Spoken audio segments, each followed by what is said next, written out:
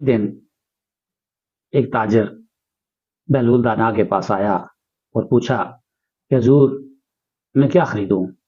حضرت بہلول نے اسے کہا کہ آپ کالا کپڑا خرید لیں۔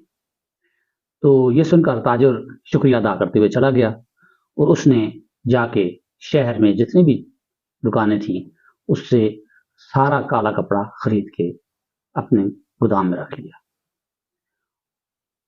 اتفاق سے شہر میں ایک بہت بڑے آدمی کا انتقال ہو گیا اور وہاں کا رواج تھا کہ ماتمی لباس جو پہننا پڑتا ہے وہ کالا لباس پہننا پڑتا ہے۔ تو لوگوں نے جب دیکھا کہ مارکیٹ میں تو کالا کپڑا ہے ہی نہیں، جب ان کو پتہ چلا تو ان کو پتہ لگا کہ جی سیاہ کپڑا تو سارا فلاں شخص خرید کے لے گئے جو اس کے پاس ذخیرہ تھا۔ تو وہ سارے لوگ اس کے پاس چلے گئے، اس شخص نے وہ کپڑا منہ مانگے داموں فروخت شروع کر دیا اور اس کو اتنا نفع ہوا کہ جتنا اس نے ساری زندگی کچھ نہیں کمایا تھا۔ تو اس نے وہ سارا پیسہ جمع کر لیا۔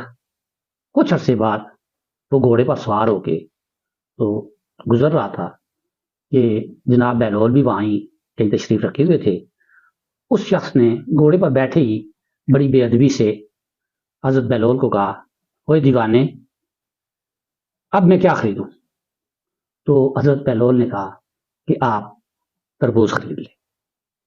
اس شخص نے جا کے تو بازار سے سارا تربوز اٹھا لیا اور اپنے گودام میں جمع کر دیا۔ جب 5-7 دن گزرے تو تربوز سارے خراب ہو گئے اور آخرکار اس شخص کو پھینکنے پڑے۔ اس شخص نے جتنی بھی اس کی جمع پونجی تھی وہ تربوز ساری اس جمع پونجی سے خریدے ہوئے تھے۔ اب وہ شخص کوڑی کوڑی کا محتاج ہو گیا اور دیوانوں کی طرح دوڑتا حضرت بہلول کی بارگاہ میں پہنچا اور کہا، ہے حضرت بہلول آپ نے یہ کیا کر دیا ہے؟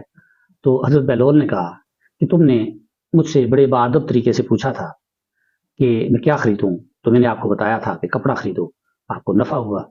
آپ نے بڑی بے ادبی سے اور رحمت سے مجھ سے، ہے دیوانے بہلول میں کیا خریدوں، بڑی بے ادبی کی تھی میری، تو میں نے بھی تمہیں پھر آگے سے وہی جواب دیا جس کا تم حقدار تھے۔